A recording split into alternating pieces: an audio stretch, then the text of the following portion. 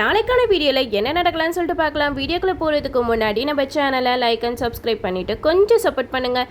வாங்க இப்போ வீடியோக்குள்ளே போகலாம். எபிசோட் ரொம்பவே இன்ட்ரெஸ்டிங்காக போய்கிட்டு இருக்கு. நம்ம அபூர்வா பண்ண தில்லுமுள்ளு வேலை எல்லாமே நம்ம சந்திராவுக்கு தெரிய வந்துடுச்சு. இன்னொரு பக்கம் நம்ம பூமி அந்த ஆதாரம்லாம் அழிஞ்சு போயிடுச்சு. இந்த அபூர்வாவோட உண்மையான முகத்தை சந்திரா கிட்ட நிரூபிக்கணும் அப்படின்னு சொல்லிட்டு ரொம்ப ஆசையாக இருந்தாங்க. ஆனால் கடைசி நேரத்தில் அந்த அபூர்வா அந்த ஆதாரத்தையே ஒன்றுமே இல்லாமல் அழிச்சிட்டாங்க. இதனால நம்ம பூமி ரொம்பவே மனசு உடைஞ்சு போயிட்டாங்க. ஆனால் அதுக்கு ஈடுகட்டுற மாதிரி இன்ப அதிர்ச்சி தரதுக்கு நம்ம கேபி ஒரு வேலையை பண்ணிட்டாங்க.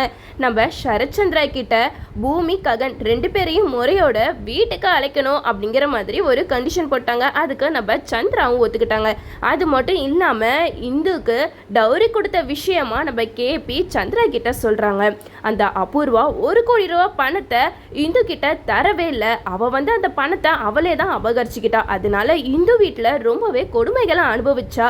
இந்த விஷயம் ககனுக்கு தெரிய வர ககன் தான் 1 கோடி ரூபாய் கொடுத்து இந்துவோட வாழ்க்கையவே காப்பாத்திருக்கான் அப்படின்னு சொல்லிட்டு நம்ம கேபி சந்திரா கிட்ட எல்லா உண்மையுமே சொல்ல வராங்க. இதை கேட்ட சந்திராவும் பயங்கரமா அதிர்ச்சி ஆகுறாங்க. அபூர்வா இப்படியெல்லாம் பண்ணுவானா கொஞ்சம் கூட எதிர்பார்க்கவே இல்லை அப்படின்னு சொல்லிட்டு சந்திரா சொல்ல அதுக்கு இந்துவும் எல்லா விஷயத்தையுமே சந்திரா கிட்ட சொல்றாங்க. ஆமா மாமா, அப்பா சொல்ற விஷயம் எல்லாமே கரெக்ட் தான். நம்ம குடும்ப கௌரவத்தை காப்பாத்தினது வேற யாரும் இல்ல, ககன் அண்ணா தான் அப்படிங்கிற மாதிரி இந்து சொல்ல இதை கேட்ட நம்ம சந்திராவுக்கு பயங்கர கோவம் வர ஒரு பக்கம் அபூர்வாவை கூப்பிட்டு இதை விசாரிக்கலாம்னு சொல்லிட்டு அபூர்வாவை கூப்பிடுறாங்க. அபூர்வா கிட்ட கேட்குறாங்க, என்ன அபூர்வா, எனக்கு தெரியாம நீ நிறைய வேலைகள் செஞ்சுக்கிட்டு இருக்க. நீயும் ஒரு பொண்ணை பெத்தவ தானே. ஒரு பொண்ணு புகுந்த வீட்டில் மரியாதையா வாழணும்னா அவங்க வீட்டில இருந்து என்ன கேட்குறாங்களோ அதை நம்ம கொடுத்து தானே ஆகணும். ஆனா அந்த விஷயத்திலேயே நீ இந்துவோட வாழ்க்கையில போய் விளையாண்டுருக்க. இந்துவுக்கு நான் 1 கோடி ரூபாய் பணம் கொடுக்க சொல்லி சொன்னல, நீ எதுக்காக அவளுக்கு 1 கோடி ரூபாய் பணம் கொடுக்கல அப்படிங்கிற மாதிரி கேட்க இதை கேட்டா அபூர்வா வந்து அப்படியே அழுது நாடகம் ஆடுறாங்க. ஒரு கட்டத்துக்கு மேல சந்திராக்கு எல்லா உண்மையும் தெரிய வருது. அபூர்வாவோட உண்மையான முகம் அம்பலமாகுது.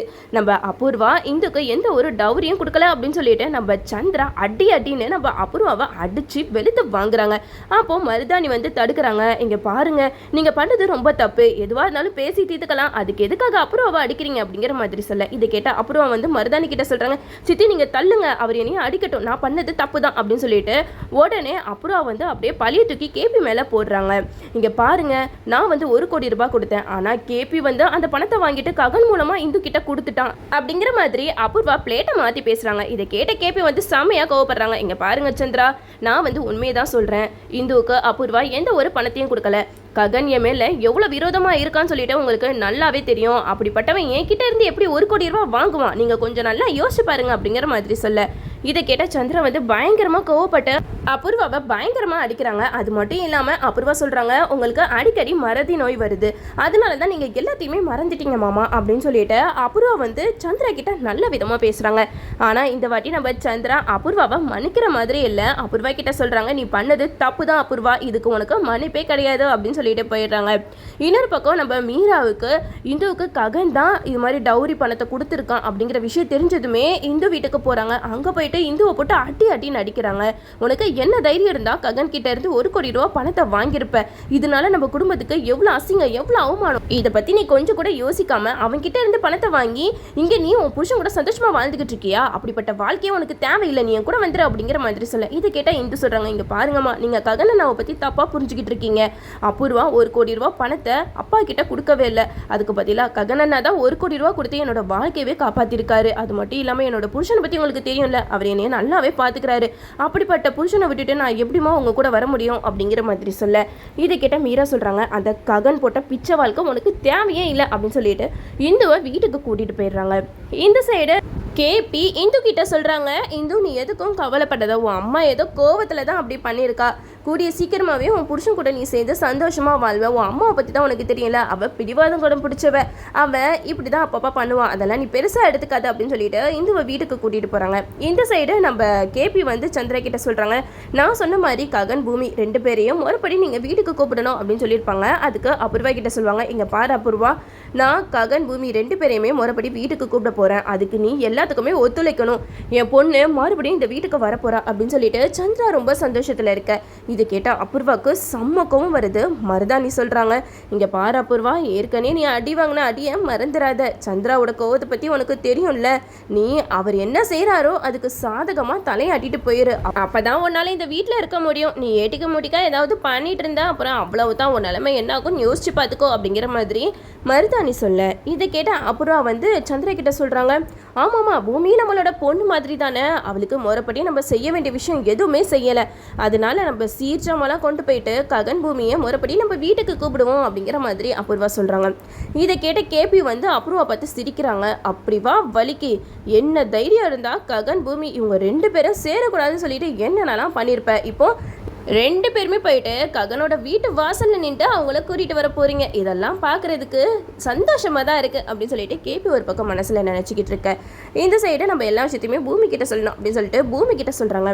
பூமி, நம்ம நினச்ச காரியம் சக்ஸஸ் ஆகிடுச்சு. உன் அப்பாவும் அந்த அபூர்வாவும் சீர்ஜாமெல்லாம் கொண்டுட்டு உன்னையும் ககனையும் முறைப்படி அழைக்கிறதுக்கு வராங்க. நீ எப்படியாவது ககனா ஆஃபீஸ்க்கு போவிடாமல் வீட்டில் வச்சுக்கோ அப்படிங்கிற மாதிரி சொல்ல, இது கேட்ட பூமி ரொம்ப சந்தோஷப்படுறாங்க.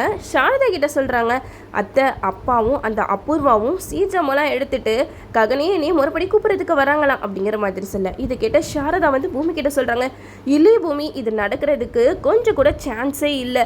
உன் அப்பாவாவது சீர்ஜாமெல்லாம் கொண்டுட்டு ககனையும் உன்னையும் கூப்பிட வரதாவது அப்படிங்கிற மாதிரி சொல்ல, இது கேட்ட பூமி சொல்கிறாங்க, அத்தை நான் சொல்கிறது கேளுங்க, நான் இவ்வளோ தூரம் சந்தோஷப்பட்டு சொல்கிறேன்னா அதில் ஒரு அர்த்தம் இருக்கும்ல.